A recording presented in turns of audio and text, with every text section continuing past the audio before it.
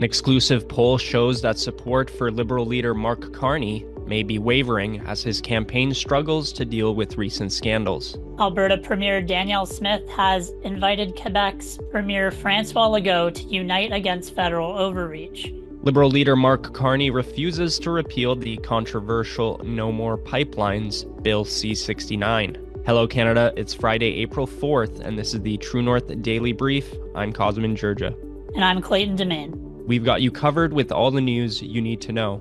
Let's discuss the top stories of the day and the True North exclusives you won't hear anywhere else. A new poll commissioned by Juno News and conducted by One Persuasion Inc. reveals national ballot numbers are essentially unchanged, but cracks are starting to emerge in Canada's impression of Mark Carney and the Liberal Party as a result of the Liberal leader's multiple scandals. Carney's Liberals hold 42% support among decided voters, while Pierre Poilievre's Conservatives sit at 33%, according to the latest poll commissioned by Juno News. This is more or less unchanged from last week, when the poll found the Liberals at 41% and the Conservatives at 36%. The week's poll found the NDP at 11%, the Bloc Québécois at 10%, the Green Party at 3%, and other parties at 2%. Overall, these scandals had a net impression score of minus 36 on Carney. This means that while 7% said the impression of Carney improved, 43% said it worsened. The lower the net score, the more impactful the scandal. Interestingly, Carney's net impression score is minus 8 with Liberal voters. Usually, when scandals occur, the party leader's own party supporters maintain a positive net impression score. Undecided voters also have a net negative impression score of these scandals with a score of minus 35. The demographic with the most negative net impression score are females 18 to 34 at minus 53.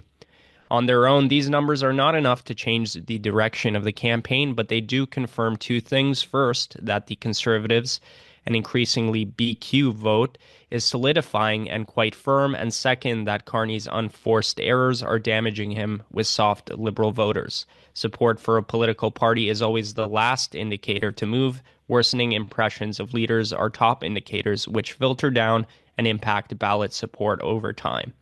The decision to support a given political party is not formed in a vacuum.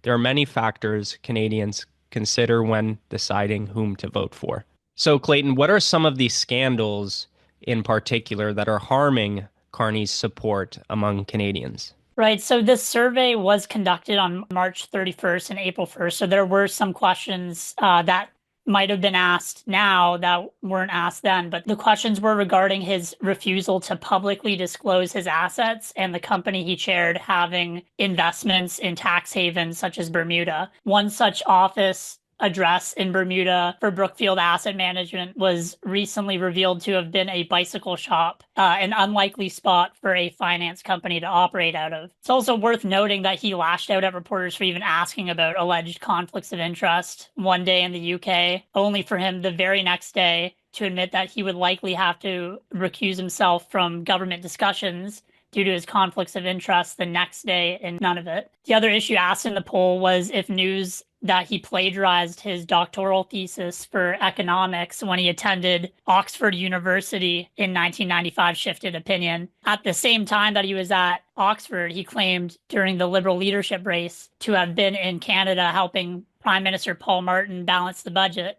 a claim he later walked back, saying he helped keep it balanced after he started working for the federal government in 2004. Carney seems to constantly be telling falsehoods. He'll tell one group that he's building a pipeline from west to east, like Poilievre pledged, and then to another group in Quebec that he wouldn't dare to do that. Now he says he wouldn't scrap the No New Pipelines law, Bill C-69, so it's safe to assume his comments to Quebecers were the more accurate statement. But that's what Canadians are left having to decide, is which version of Carney's contradictory tales is the truth. I would wager the recent scandal of Carney defending a candidate who later dropped out, who essentially suggested that people kidnap a conservative candidate and hand them over to the Chinese government.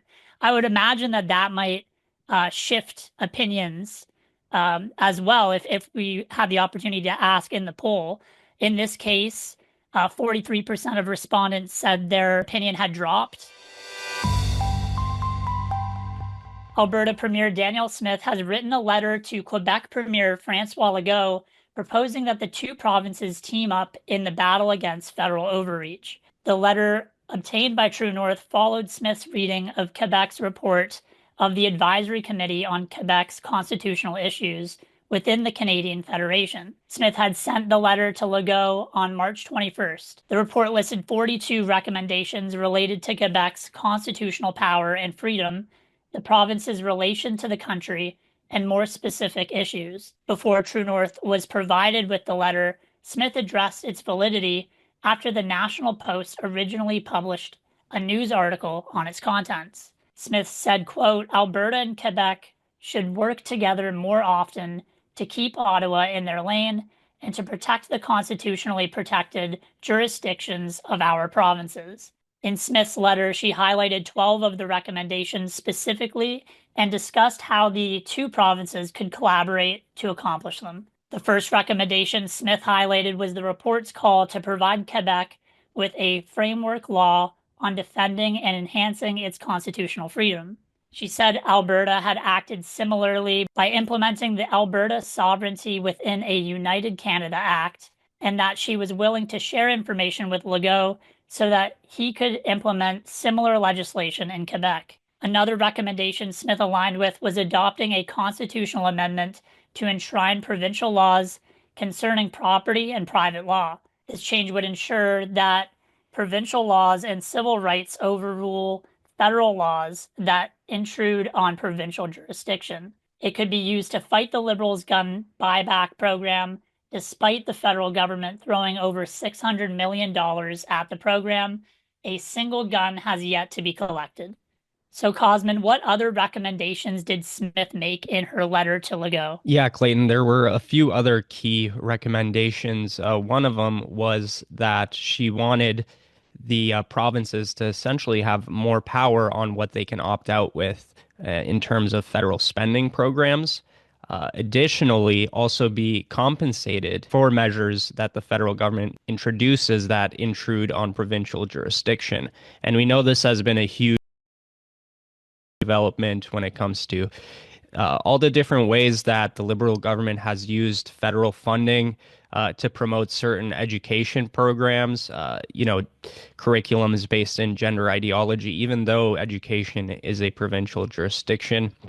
But another key thing she did recommend was also allowing provinces to have more of a say in appointing judges, because she accused former Liberal Prime Minister Justin Trudeau of using the appointment process to pack the courts with left-wing partisans, and not only courts, but also the Senate, because Alberta, as some of you may know, is the only province that has its own Senate elections, and the province of Alberta can recommend who they want to represent Alberta in the Senate, although ultimately it is the federal government's final decision when it comes to appointments.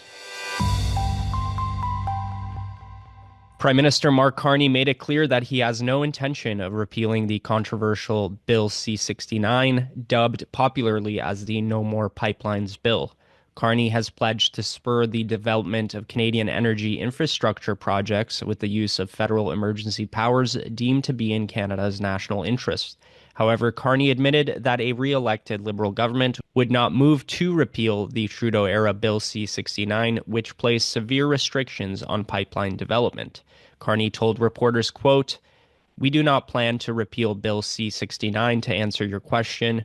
What we have said and made very clear is that we will move for projects of national interest to remove duplication in terms of environmental assessments and other approvals. And we will follow, as the federal government, the principle of one project, one approval to move forward from that." The Trudeau government's controversial Bill C-69 led to the Impact Assessment Act, which created a stringent approval process for the energy industry. required to approve their projects, and the Canadian Energy Regulator Act, which imposed numerous regulations on the industry. Provincial governments already have regulations and approval processes for major resource extraction and energy projects that are duplicated by the even more stringent approval process provided for in the Impact Assessment Act. For example, oil and natural gas companies seeking to build a new pipeline must comply with numerous provincial laws and regulations, including the Pipeline Act, the Environmental Protection and Enhancement Act, the Water Act, and more. Carney's commitment to keeping Bill C-69 contradicts his commitment to the principle of, quote, one project, one approval, as provincial approvals would be duplicated by the federal government. Clayton, as Canada's number one oil and gas energy producing province, Alberta must be impacted by this decision the most. How has Alberta Premier Danielle Smith responded to Carney's pledge to keep Bill C-69? Well, Cosmin, Smith joined the chorus of people calling Carney out for telling contradictory tales to different groups of people.